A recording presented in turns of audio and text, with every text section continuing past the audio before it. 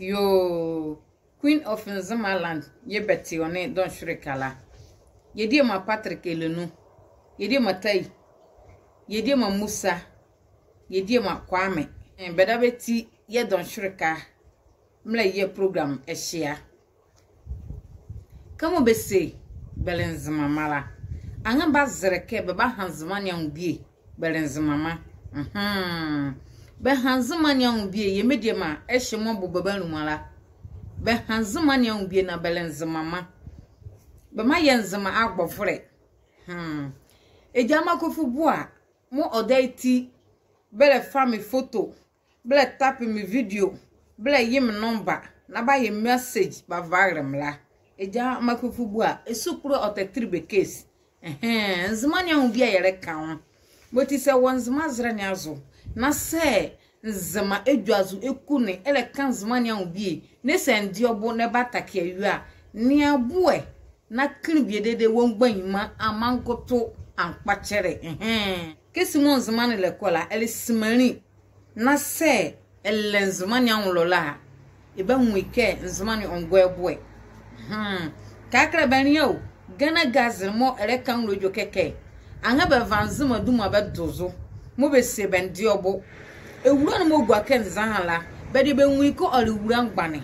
Na ewia ne ba buedede kpukpu ke mo bagala. Ori wura ngume. Ye papa makufu bo woke. Kesi mo de mo no von wozier keke. Oba hu ya manzama. Oba ri ya manzama. Esheti ya Amerikama. Bagware mo be buare mo horinzamara. Ewura ehye mo ye gwa nzama enwane azura beda mo titizukwa ma ba mo bledira mi dia se be fasane be kokkoa anze be yiraya obaye enwun hore ya manzama be mo ble biala se wian vesku enwura be se no be niare motumo ba ha ba hire be ka be yira ye ble ya ehye tie ble tape me pictures ni me video ni me number na ba ye voice message ba va me ni kan bobo banu mara be de mo be zeba won Mezi sonku biye mama wura mezi sonku biye papa ma wura na tanwura bi yemre kan yele kan zamani an biye moti adowo mwazike ene simani mo bre kan zamani an biye mo obajiji wala woye ko woye ko yezmo yele kan yete mo yela abo osanti ala kan zama yi mo ko tin yevia ye mo yele nzama ma moti san zama ni nyani bi le koso no kwala odike kan rojoke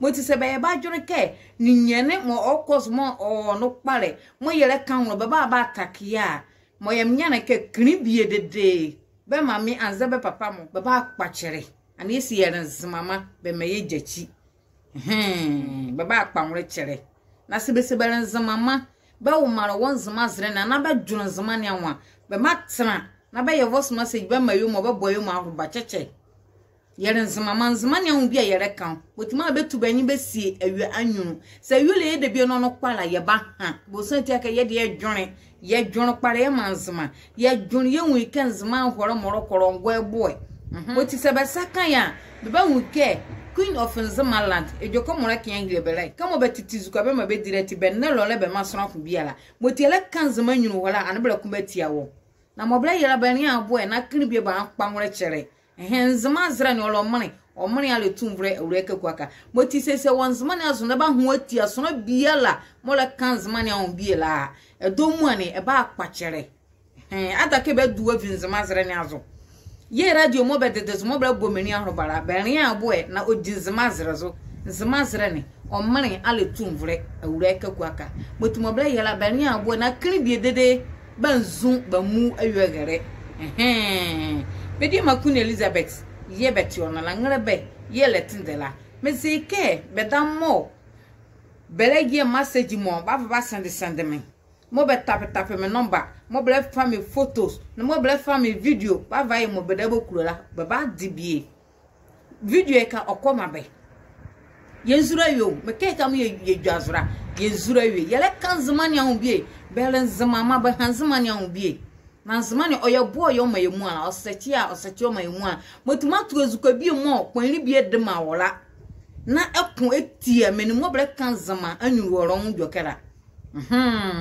motuma ble yara bani an boy be se bako ba interpol ba sheja beku ye jabe kuri zehe yo wa Africa yo wa kare yo pinko findeke boti boka va interpo ba ger kamo wala ba shi ba won ye zirke kuri na bada ba de bi ofle interpo be di dum ba zi interpo juma modira be zi de bi ofle interpo be se ba dun ye juma won be se be joaza bra ko ba shi awie be evidence mo bela be so mo ko dum eva ho ma be nwi ke juma ma hunu no dire bra bo bra na ba mo bra kwa na bra kan and be se be ma ba shi suru eka ipa hore suru eka yesu mi ye na na manyezo ba fe doron zaman ya ozo moti an zaman haze na meke kam ye onu anyindrega anyindrega moti do bia mo se be dwazo wa ho wati asoro ku bia mo kan zaman ya bia la enga vanwo croze enga vanwo kro moti yere kan ye grebe ya mama nzima dwazo se meke bia mo esen hola ya na yesuru soro na na meke ka ye zuro soro na ye ba hano hare ye gire so da sani